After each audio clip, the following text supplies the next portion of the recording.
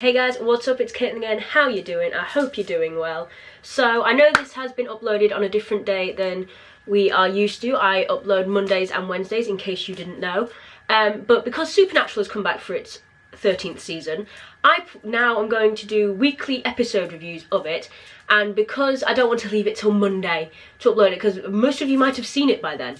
So I don't want to sort of do a review that late. So Saturdays or Sundays, I'm still working that out. Are going to be the upload days for these videos. But so as I said, it came back yesterday in America, which means I was able to get it today in the UK. And yes, I am going to share my thoughts with you on this episode. So let's get on into the video.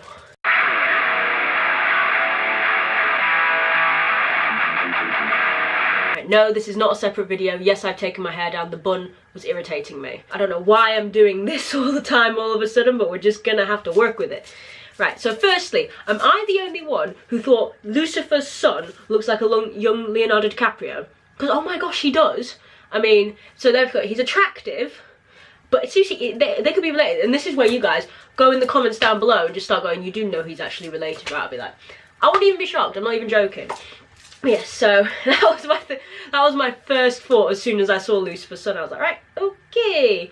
Now, in natural Sam fashion, he is defending the younger person. No matter if they're a monster or a human, he will defend them. Sam is an extremely protective person. He's like a mother hen, or mother moose, if you will.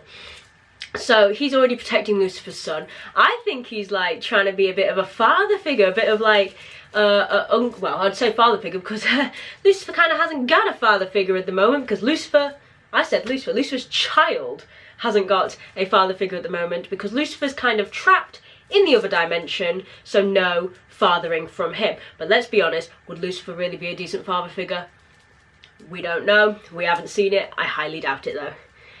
We started off with Mary's gone. She's in this dimension with Lucifer, and do you have any idea how happy I was that she wasn't in it anymore? She was doing my absolute nutting.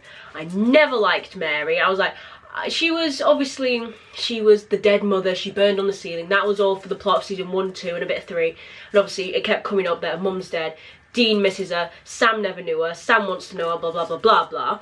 The usual my mother's dead scenario. But it's just, she was so irritating. Then she turned out to just be like, she just kept hurting them and they kept forgiving her. Obviously there was a bit in the last season where Dean didn't forgive her. But now it's sort of like, obviously he misses her because it's his mum and she's gone again.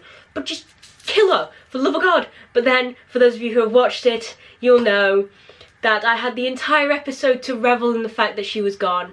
And then right at the end, she came back. Obviously we had to do a lot about Lucifer and Mary in the dimension, but he should just kill her. That's what he's good at, killing people. Why is he sparing her? He says he needs her. I call bull. He does not need her, he should just kill her. I need to chill, man. Then obviously, as I said, going back to the whole Sam thing, Sam trying to be the father figure to Jack and all that, Dean just wants the monster gone. The monster is one of the reasons that his mother's in this other dimension. Also the reason Lucifer's gone, so he should sort of like praise him for that. Maybe. He's probably not going to. But then he's also the reason that Cass is dead, and that's so many other reasons people are dead, and obviously he's a Nephilim. He is a monster. And Dean's been brought up, quite literally, to kill these things. And this seems to be like in different episodes and different seasons, this seems to be like a running theme, is that Sam's always like, no, they've got feelings. Which is true. I mean, I see where Sam's coming from, but I also see where Dean's coming from. Dean was literally brought up to kill these things, and he does not like them. The only supernatural being that he actually... Oh, sorry, there's 2 supernatural beings that he doesn't mind, and that was Garth, who's a werewolf. Obviously, he was friends with Garth first, but he's not going to kill Garth. And then there is also Cass, who is an angel. Those are the only 2 he doesn't really want to kill. There was Benny, who was a vampire, and I think that was in season 7 or 8. But then stuff happened with that. But yeah, so Dean literally just wants to kill it. He wants to go back to hunting monsters. But if not, he wants a quiet life. Like he just wants Sam to see his side of it, but Sam never does, because Sam's always on the side of the appealing to their human emotion, even though they're technically not human. And Dean's like, for God's sake, man, let me kill him. And then suddenly Sam and Dean have been arrested. So, this happens a lot, as you can, because they carry guns, they carry weapons, they haven't really got any permits or anything, they use fake IDs, they're fake FBI agents, blah, blah, blah. So, they get arrested, Sam gets put in a prison cell with Jack, that's all fine and dandy. Sam keeps, like, helping him and being nice to him. And I actually quite like Jack as a character. He's a bit doolally, but he's pretty cool, because he's finally figuring out, he's coming to grips with the world. He's literally a day old, or not even a day old, but he's already hit puberty. And that's also a funny thing when Sam's like, how are we talking? It's basically. But yeah, so they're having their little moment. And then Dean's out there with the new sheriff, or I say new sheriff, the sheriff. And he just tells her straight up. He just goes, we fight monsters. And she's like, monsters? And he goes, like a horror film? No, he's like, have you seen a horror film? Yeah, like those. I'm like, what? And she takes it so well. All because she saw this, obviously Jack got taken to the station. And she took Jack's thumbprint, and obviously it's not the same as our thumbprint because he's not human. It's just all straight lines. And she's all confused by that. And that's when Dean rings her and goes, have you seen this person? Sorry, Sam rings her and goes, have you seen a naked person, blah, blah, blah. And she goes, yeah, he's at the station. They come down to the station, that's when they get arrested. And Dean, so Dean just tells her, yeah, we fight monsters, that's my brother. He's an Nephilim. Hi. And she takes it so well. I'm like, no person has ever taken it that well. I think Jodie even had a bit of a freak out, but now she's completely cool. To be fair, I don't know what I would be like. I would like to think I'd accept it as well as the sheriff did, because I've seen some creepy stuff and all these movies, TV shows. It's plausible, but then I think on the other hand, no. I'd probably be like, what you talking about? No. No surprise here, angels are still dicks. It's just a fact. They still are. I mean, they're coming after the Nephilim, which is... We expected this. We expected people to keep coming after the Nephilim. Most powerful being in the universe, Lucifer's son, all that jazz. And then obviously Sam and Dean have to fight the angels, and they've not got Cass to help them. And then the angels they don't care about Cass, because Cass was the rebellion leader and all of that. So they're still dicks. Never really liked angels much. I loved the archangels. They were amazing. The other angels, not so much. Sam and Jack are having their little moment in the cell, and he goes, Castiel is my father.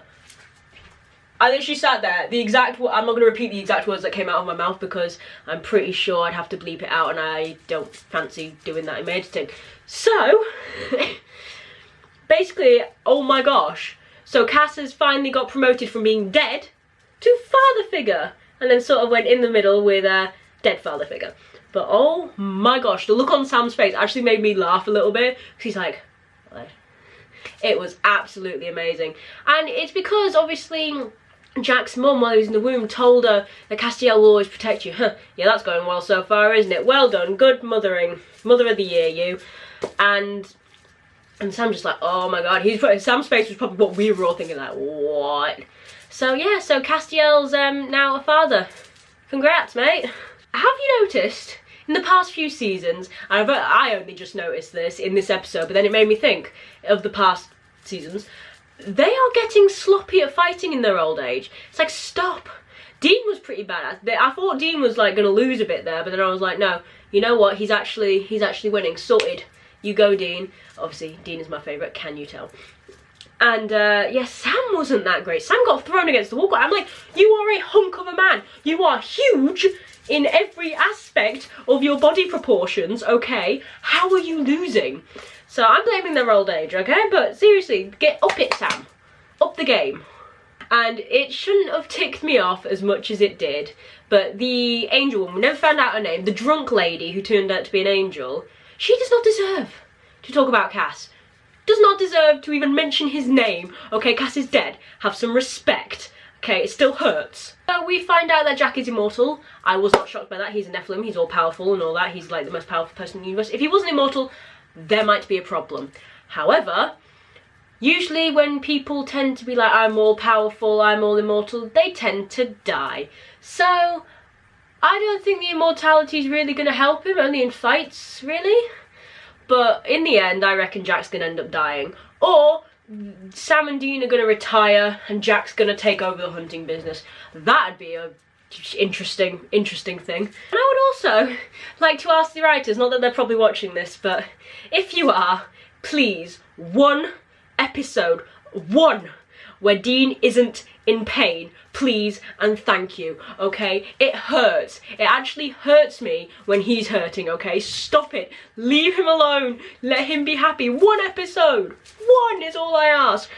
There was one where he was nearly fully happy and then you came in, swooped it and tried to kill people, so just stop. Speaking of being in pain when Dean is in pain, where they go back to the cabin and Cass is dead. Obviously he's covered by the sheet with respect. And then Dean grabs the curtains and starts tying his body up for a hunter's funeral. I was like, I actually felt my heart ache a little bit. Because just Dean's face, he's burying his best friend. I'm like, how can you, I can't fathom that.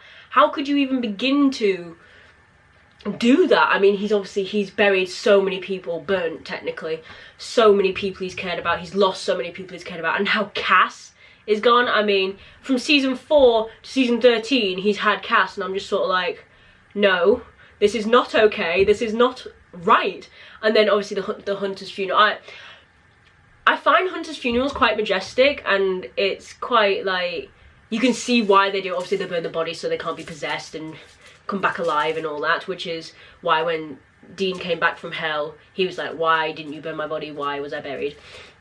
But so obviously these hunter funerals, and it's just, they go up in flames, which by the way, it would not do that quickly. I don't care if it's got accelerant on it or whatnot, it would still take time. It would not just automatically go, okay?